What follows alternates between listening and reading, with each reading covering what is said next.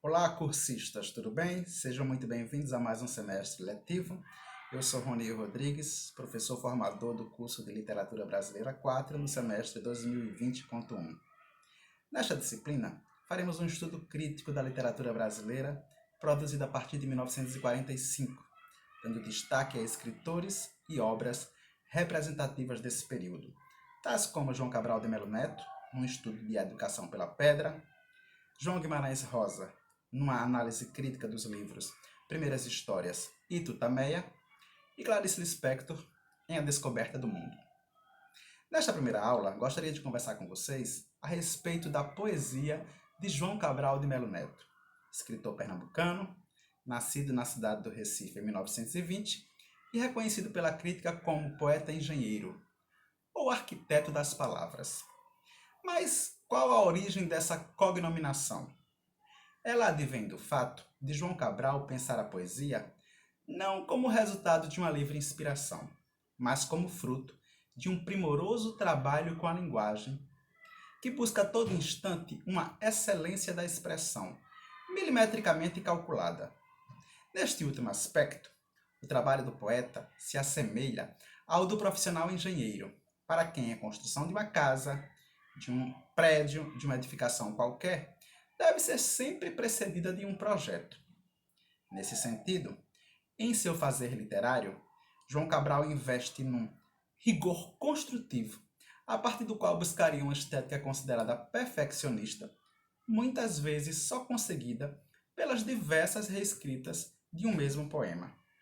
Numa analogia com a figura do artífice, é como se o poeta lapidasse cada palavra, cada verso, cada composição lírica, engendrando a sua forma, volta a repetir, não por uma livre inspiração, mas de maneira racional. Para que essa noção fique mais clara, vejamos como esse trabalho de engenharia com a linguagem, esse rigor formal e essa busca por uma estética perfeccionista se traduzem na composição do livro A Educação pela Pedra. Publicada em 1966, a obra se arquiteta a partir de um princípio matemático no qual o número 2 e seus múltiplos, especialmente o 4, aparecem como elementos norteadores da estruturação do texto. Seguindo esse princípio matemático, o livro é composto por 48 poemas, que chamam a atenção pela sua precisão formal, o rigor e a técnica empregados na sua elaboração. Essas 48 composições líricas são divididas em 4 partes, cada uma delas contendo 12 poemas, e cognominadas por Nordeste A minúsculo, Nordeste A maiúsculo, Não Nordeste B minúsculo e Não Nordeste B maiúsculo. Em relação ainda à forma e à estrutura desse texto, chama a atenção o fato de que todas as composições líricas são formadas por 2 estrofes, algumas delas separadas por um ponto e outras pelo número 2. Essa regularidade em relação à forma, esse princípio matemático, aparece também na composição dos versos. 24 poemas das partes A minúsculo e B minúsculo possuem 16 versos, enquanto que 24 poemas das partes A maiúsculo e B maiúsculo são compostos por 24 versos.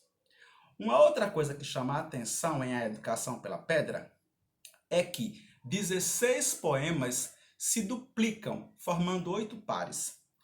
Como, por exemplo, o Mar e o Canavial e o Mar, Comendadores jantando, 2 fases dos jantados comendadores, Coisas de cabeceira Recife e Coisas de cabeceira Sevilha.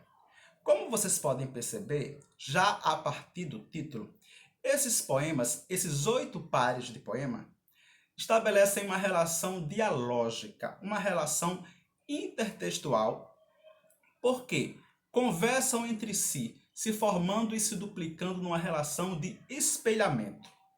Como vocês devem imaginar, o poeta não chega a essa estrutura por acaso, mas investindo num trabalho de arquitetura que toma a palavra como elemento fundamental, como pedra fundamental da construção do texto.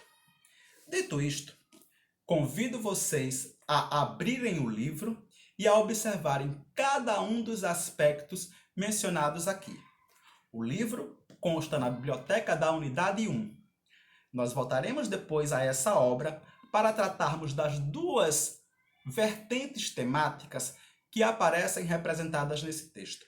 Uma vertente social, na qual se traduz uma relação entre literatura e sociedade, sobretudo nas partes A minúsculo e A maiúsculo, onde aparecem representados elementos relativos à região Nordeste, e uma vertente metalinguística ou metapoética, quando a própria linguagem literária se volta para ela mesma numa tentativa de explicar-se.